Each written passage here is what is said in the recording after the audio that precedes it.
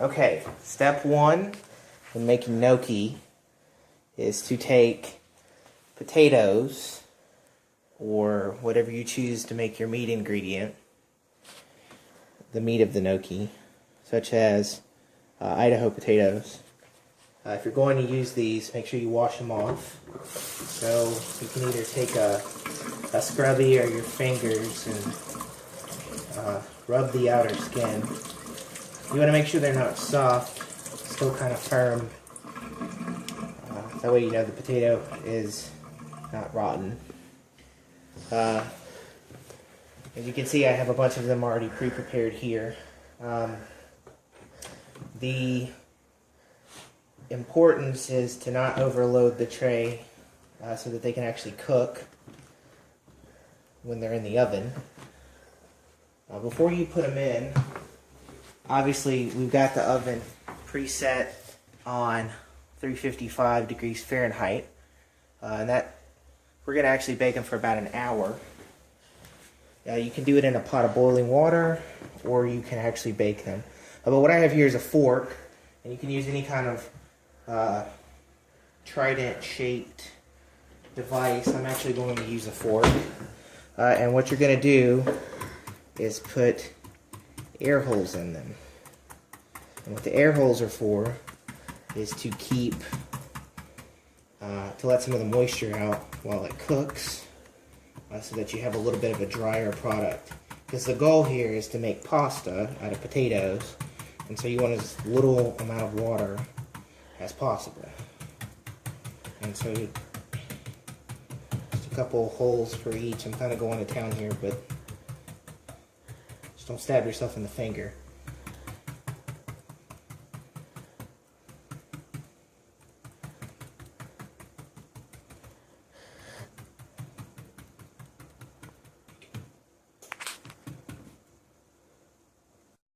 Okay, so all of the potatoes now have holes in them. You can obviously see there's a little bit of water that drains out underneath. That'll actually go away once we start cooking them. Once you've completed that, and we're actually going to make quite a bit of gnocchi here, so it's not necessary to have a plate full of potatoes, but it happens to help in the situation. Just going to put them in. You can either line the pan with aluminum foil or not. We chose not to, but we're gonna put the timer on for an hour, and we'll see you once we're done.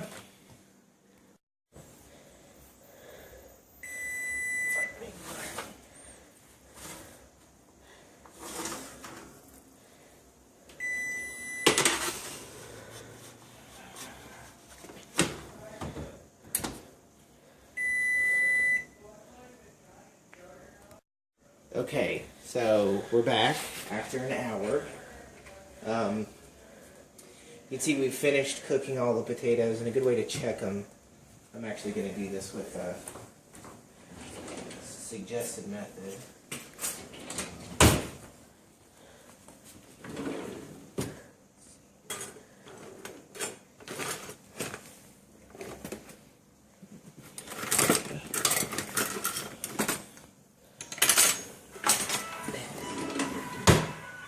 So a suggested method, once you cook the potatoes, is actually to cut a slit down each one of them.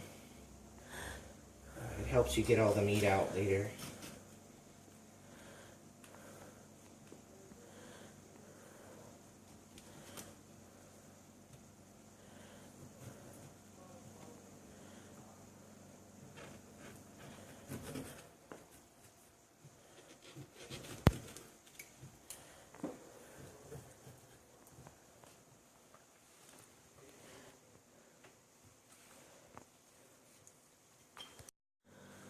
Okay, so we've got cooked potatoes here.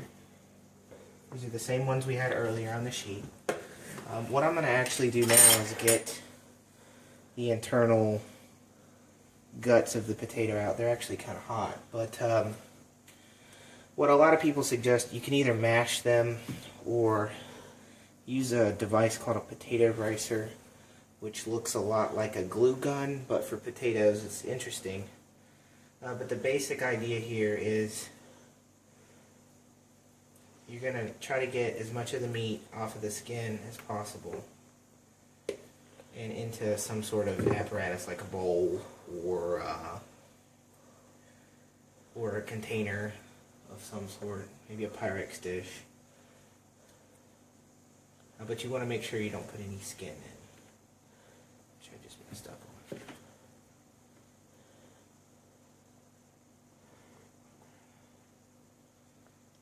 Awkward to make a cooking video, and excellent.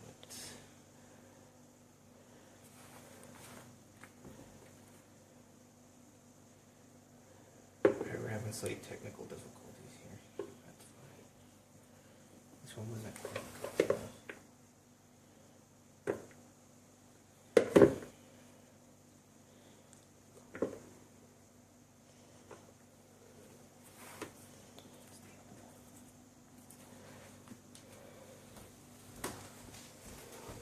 Okay, so what we ended up doing, because the spoon method does not work very well with baked, we ended up peeling the skin off of the potatoes we were going to use. As you can see in the bowl there, we're looking at about 3 whole potatoes. In this measuring cup, we have all-purpose flour. You can use any brand you want. In this case, it's an entire cup. I'm going to use half of this, as most recipes call for a cup per 6 potatoes. So what I'm going to do is I'm going to go ahead and mash these up with a fork. And this is actually what the potato ricer is for. It helps. And typically potatoes don't want to be firm when you eat them, but making pasta out of this, and it's going to get cooked again, so this isn't a bad thing. And in just a minute, we'll add the rest of the ingredients.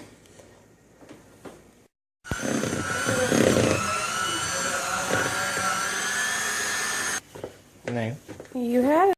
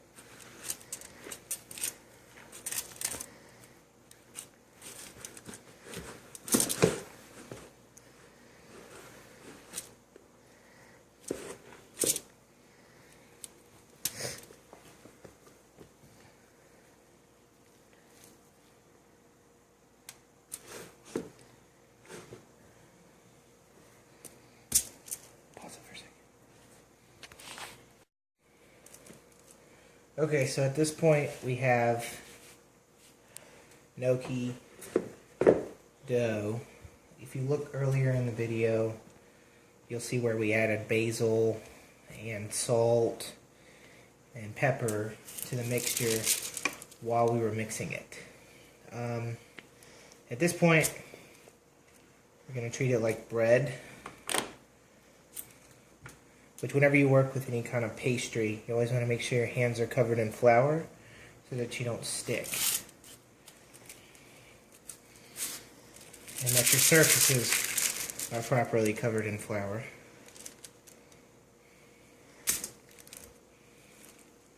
And you're going to fold and press.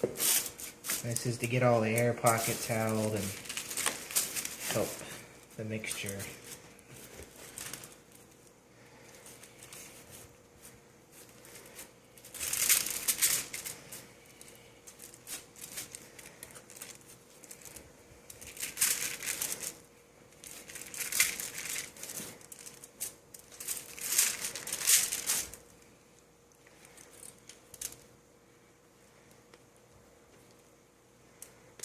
Okay.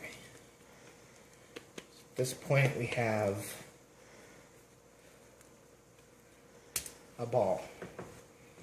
What we're going to do is we're going to coat our knife in flour. You get a little messy, but that's alright. And we're going to cut it in half.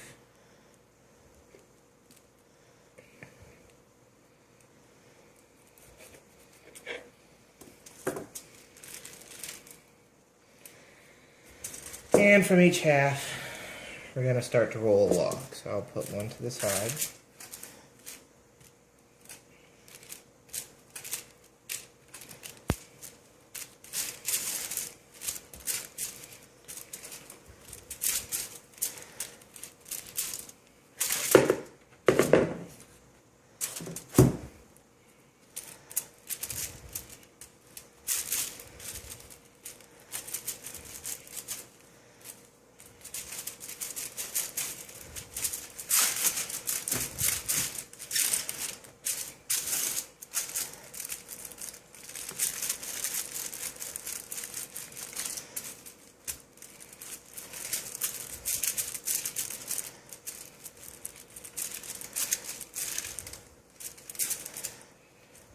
We're going to try to get it at about as even consistency throughout the log as possible.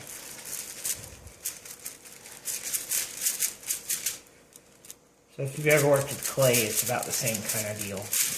Where you're going to roll in the areas that are the thickest and apply light pressure.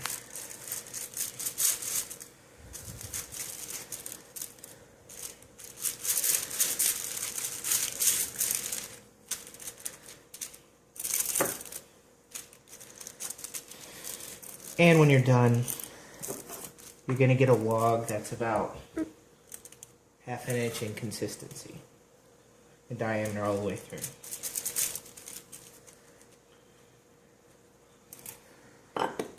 At this point, we're going to then cut the dough into 1-inch pieces. Some people suggest ½ inch. A good measurement is to take your thumb, the end digit, it's about 1 inch, so I'm cutting about ½ inch pieces.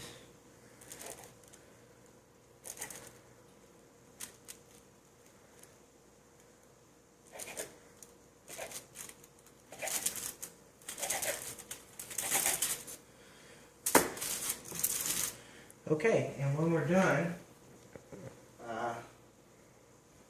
we will put them in the pot.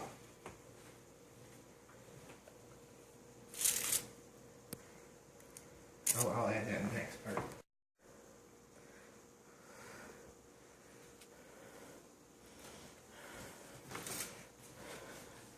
Okay, so this is the last step before we add sauce. We're going to cook them. You want to make sure, get a close up here, you make sure that every single one of them, you can take the tip of your pinky finger or your index finger, we have more dexterity with, I'm going to put a little dip in the middle of it. That's for sauce to get into later on.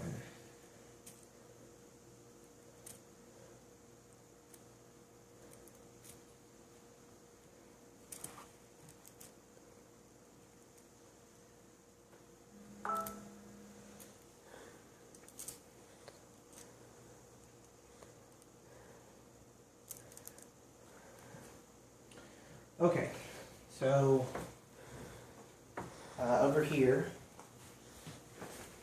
we have a boiling pot of water that also has olive oil and salt in it. The salt is the important part. The olive oil is for taste.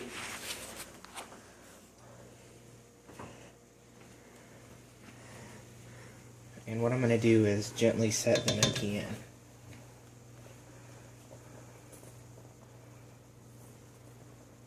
You should do as many of them at a time as you feel comfortable with or that fit in your pot.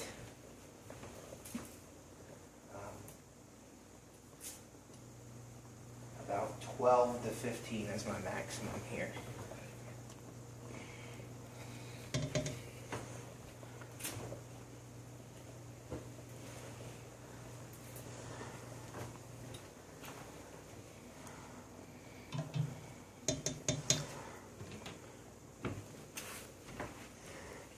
In the meantime,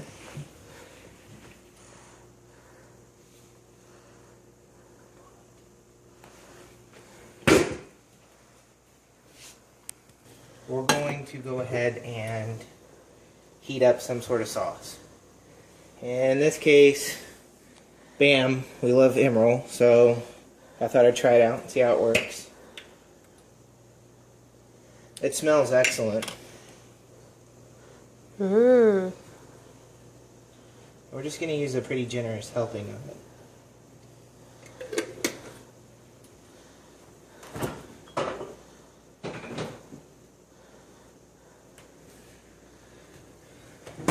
You can either use pesto or tomato or whatever you want, but we're using Alfredo in this case.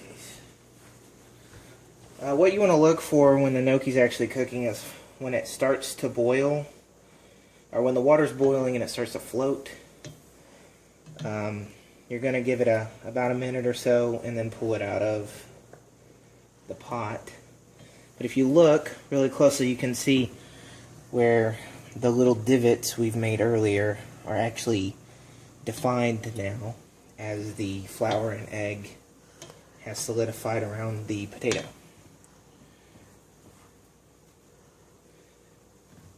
Now you can actually make gnocchi without potatoes. You can just use flour and eggs, but we wanted a little oomph to the middle of it.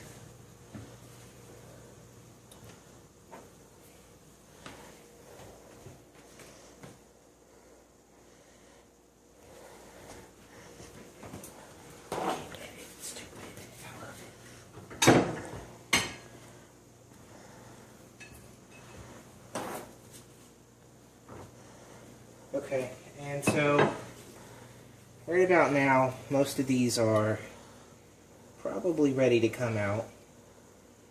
So we're gonna pull them out. Sometimes you can cook them again afterwards if you want to go through the extra effort of deep frying them in some kind of canola oil or peanut oil. You can, to get a kind of crispy outside taste. But if you like the pasta feel,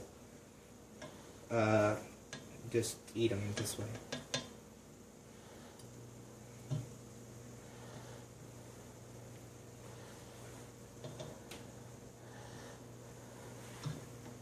Go. Okay, so here we have the sauce cooking. That's the last of the batch. And here's what's done. At this point we're going to take a plate and plate the gnocchi.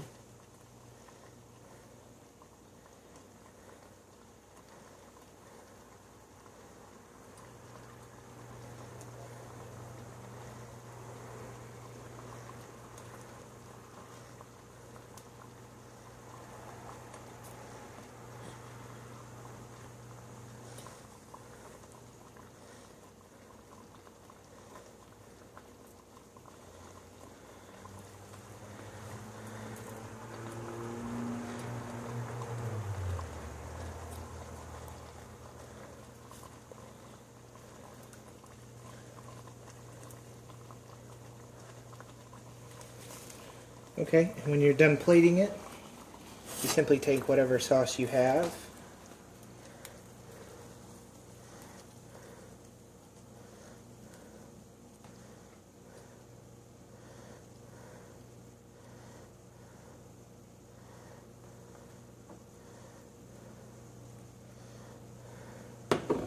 And ta-da! You have the finished product.